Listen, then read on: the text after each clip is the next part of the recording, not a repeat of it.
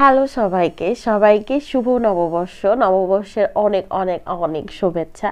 তো এটা মূলত হচ্ছে আমার নববর্ষের ভিডিও, কি কি করলাম না করলাম সেই জিনিসটাই হচ্ছে আজকে শেয়ার করব মূলত।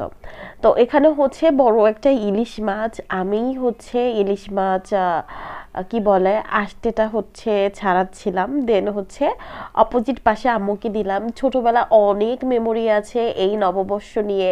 ছোটবেলায় আমাদের স্কুলে কলেজে এই নববর্ষগুলো অনেকভাবে উদযাপন করা হতো। পান্তা ভাত, ইলিশ মাছ, ভর্তা, এই সেই দিয়ে আর কি অন্যরকম একটা ব্যাপার থাকতো প্রতি বছর নববর্ষে। বাট এখন আমি ভাবলাম যে ঠিক আছে, ঘরোয়াভাবেই এইবার বাসায় একটু করি, যেহেতু আমি ফরিদপুরে ছিলাম। তো এখানে হচ্ছে আম্মুকে দিয়ে ইলিশ মাছটা হচ্ছে আমি পিস পিস করে কাটিয়েছি।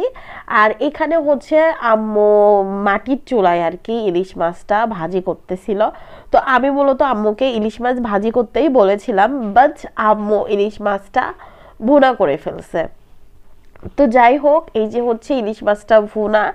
এখন হচ্ছে আমি আম্মুকে বলতেছিলাম যে আম্মু আলু ভর্তাটা আর কি করে দাও। তো আম্মু আলু ভর্তা করার জন্য এখানে শুকনো মরিচ আর কি, যেটা হচ্ছে সরিষার তেলে ভেজে দেন হচ্ছে মাখাচ্ছিল।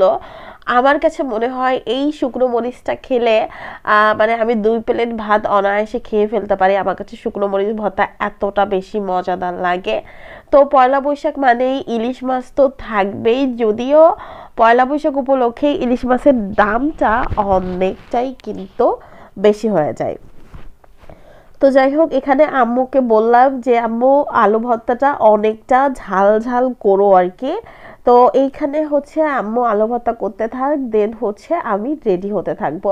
তো আমার কাছে মনে হয়েছে যেহেতু পয়লা বৈশাখ, সেহেতু আমি লাল কালারের একটা শাড়ি পরি। এই যে হচ্ছে লাল পাড়ের শাড়িটা পরেছি, আর ব্লাউজটা হচ্ছে আমার আম্মুরটা হচ্ছে আমি পরছি, ঠিক আছে, ম্যাচিং করে।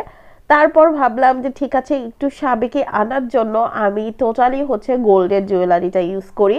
এখানে যা যা পরেছিলাম নববর্ষ উপলক্ষে আমি প্রতিটা জিনিসই হচ্ছে ট্রেডিশনাল ভাবে রাখার চেষ্টা করেছি, তার জন্য হচ্ছে আমি গোল্ডের জুয়েলারি আর কি পরেছিলাম। আর একটু হচ্ছে কি বলে সবকিছুর ঐতিহ্যবাহী আর কি করার জন্য এই যে নকশি কাঁথার চাদরটা বিছিয়েছিলাম।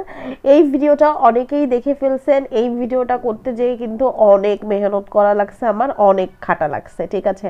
তো যাই হোক, এটা হচ্ছে আমার একটা ফাইনাল লুক ছিল। তারপর খেয়ে দে ছবি তুলতে যাব মোট কথা।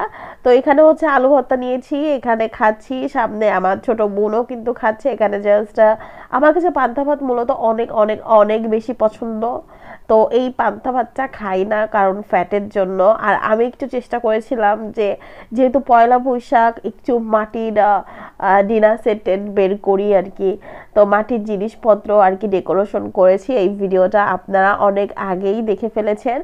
তো যাই হোক, এখানে হচ্ছে আমি একটা লাল শাড়ি পরেছিলাম, আর ট্রেডিশনাল লুক আনার জন্য অবশ্যই গোল্ডের জুয়েলারি, তো কোনো জুড়িই নাই।